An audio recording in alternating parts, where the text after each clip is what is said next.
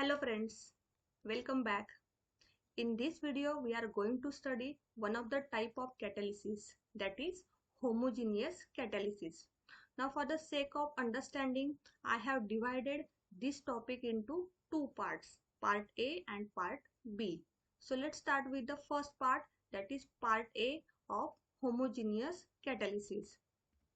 So first of all, we are having definitions. Definition of catalysis. So what is catalysis?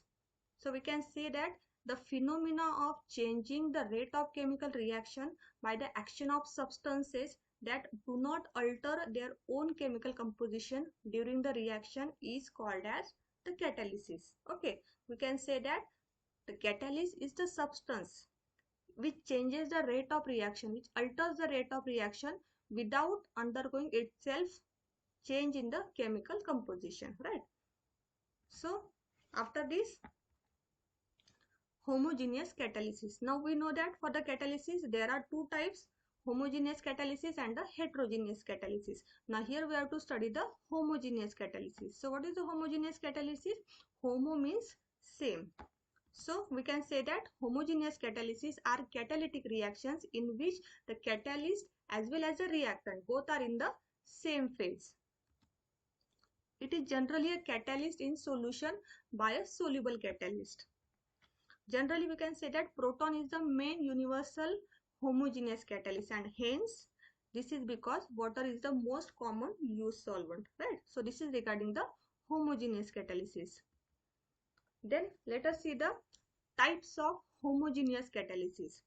So there are basically four types of homogeneous catalysis. The first type is in which the reactant as well as the catalyst both are in the gaseous phase. Okay, so its example is oxidation of SO2 to SO3. That means conversion of sulfur dioxide to sulfur trioxide. Now where this occurs? It occurs in the lead chamber process of sulfuric acid manufacture. So let us see the reaction. So in the reaction we are having the sulfur dioxide SO2 which is in the gaseous phase. It is treated with half mole of oxygen which is also in the gaseous state. So these two are the reactant.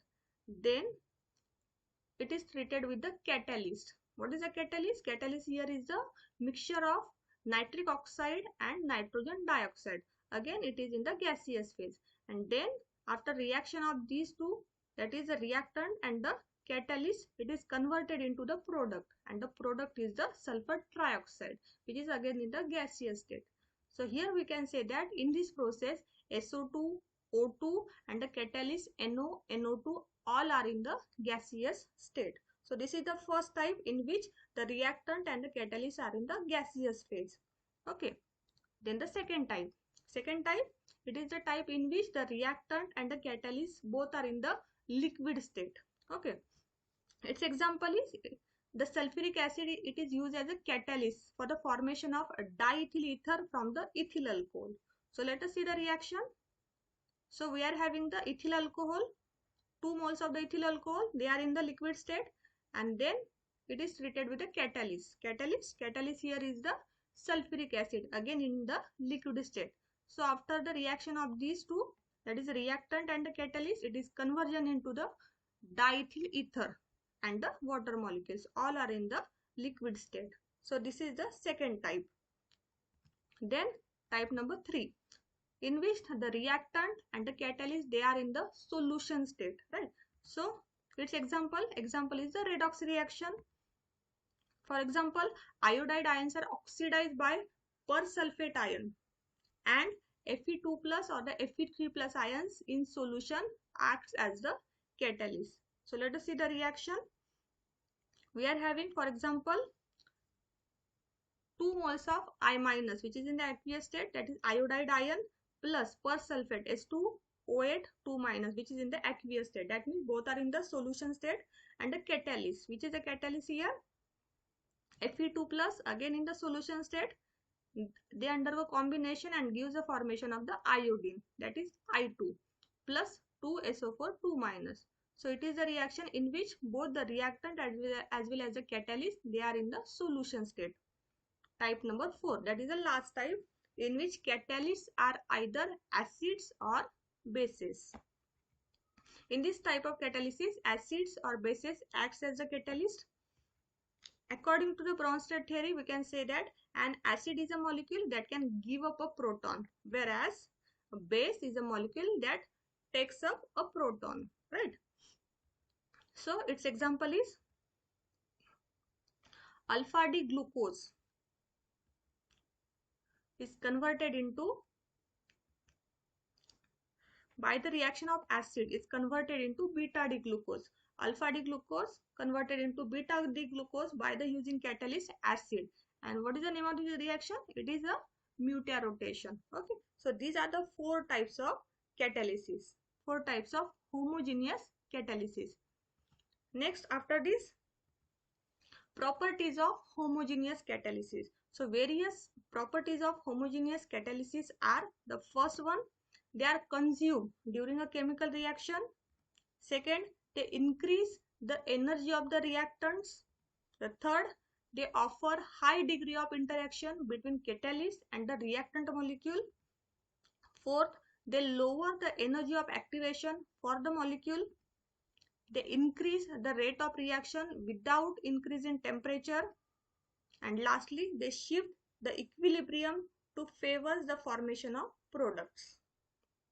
So these are the various properties of homogeneous catalysis. Nextly, let us see the catalytic reaction. Now under homogeneous catalysis, we have to study three catalytic reactions. First one, by using the Wilkinson's catalyst. Second one, Ziegler-Natta catalyst. And the third one, Monsanto acetic acid synthesis. Okay. So let's start with the first one. First one is the Wilkinson's catalyst.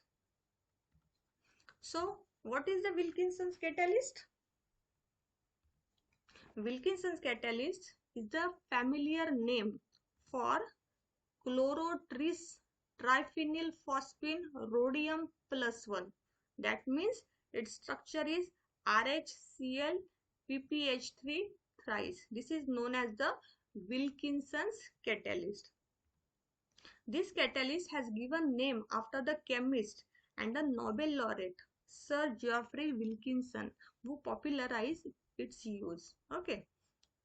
Further, we can say that this Wilkinson's catalyst is a square planar 16 electron complex, and it is obtained by the reaction of rhodium plus trichloride with an excess of triphenyl phosphine. So let us see the reaction. In this reaction, we can say that we are having this rhodium plus trichloride. It is treated with an excess of triphenyl phosphine, which gives the formation of the Wilkinson's catalyst, that is RHCl PPH3 thrice. Okay. Then let us see the structure of Wilkinson's catalyst. We have written here, it is a square planar complex. So this is a square planar complex of the Wilkinson's catalyst. At the center, we are having the rhodium, the metal. It is surrounded by the 3 triphenyl phosphine and 1 chlorine. Again, also see the ball and stick model of this Wilkinson's catalyst. At the center, the metal rhodium surrounded by the 3 phosphorus. These are the 3 phosphorus which are attached to the 3 phosphines. And then this green ball represents the chlorine. So this is the Wilkinson's catalyst. Further, let's see an use. This catalyst is specifically used for the hydrogenation of alkene. Hydrogenation of alkene means the double bond of the alkene is converted into a single bond by the addition of the hydrogen. It is a reaction of a major industrial importance because it is used in petrochemical as well as in the pharmaceutical industries, where the preparation of drugs often involves the hydrogenation of specific olefinic, or we can say the double bonds. This is the reaction. In this reaction, we can say that we are having an alkene, double bonded system, to which hydrogen is added by using the Wilkinson's catalyst, due to which there is an insertion of 2 hydrogens. So we can say that double bond is converted into single bond, or alkene is converted into an alkane. Okay.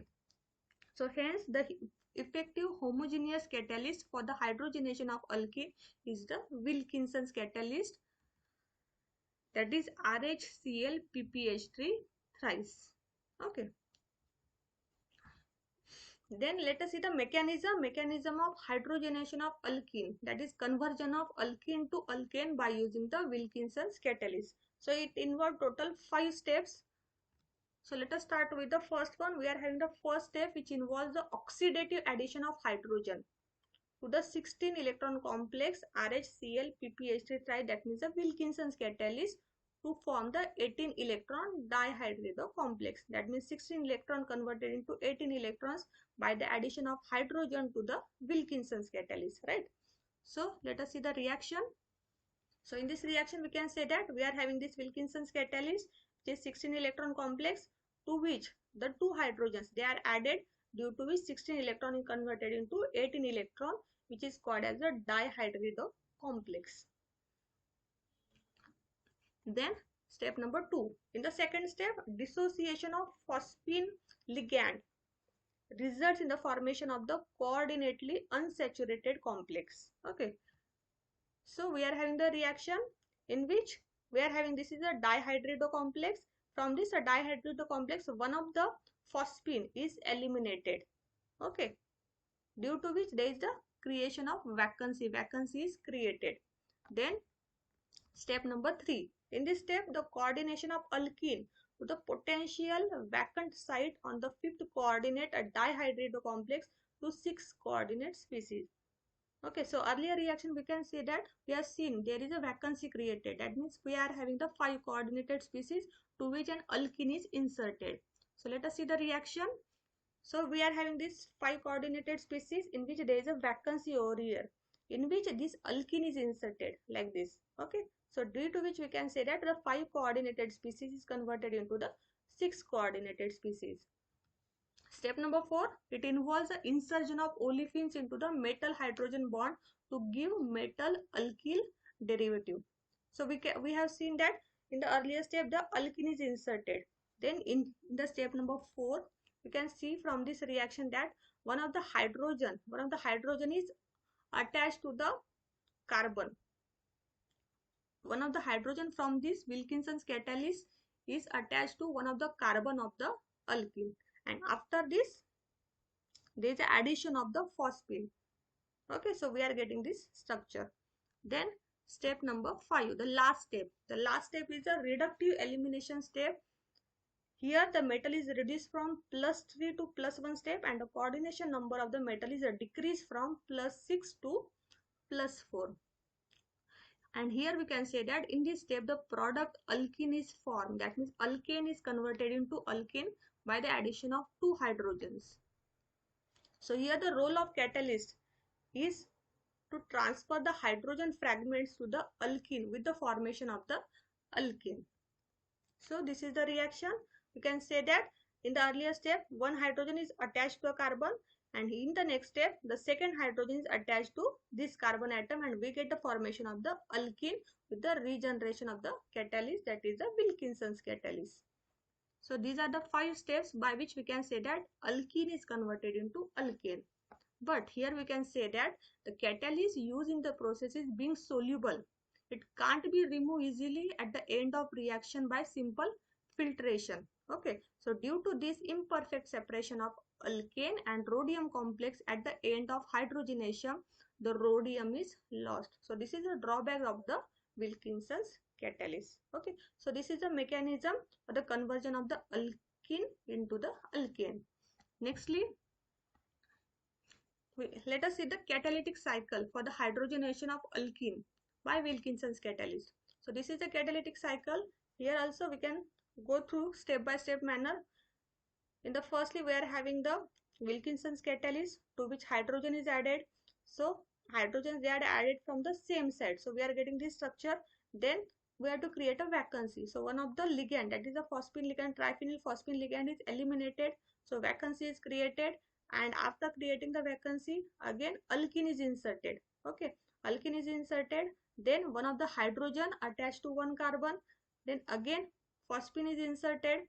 Then second hydrogen is attached to the second carbon, and then alkane is eliminated. So in this way alkene is converted into alkane. So this is the catalytic cycle. Let's elaborate this. So we are having this catalytic cycle step by step. So let us see how these steps occur. The first step is we are having at the starting the Wilkinson's catalyst. Now here we are shown the triphenylphosphine PPH3, that means the ligands by L and the solvent by S. Okay. So this is the first step in which we are having the rhodium L2SCl, right? So we are having this rhodium chlorine L2S. So we are having, this is the ligand to which the substrate is added. Due to addition of substrate, one ligand is eliminated and a solvent is inserted. Okay, so we are getting the formation of RHClL2S, that is RHClL2S.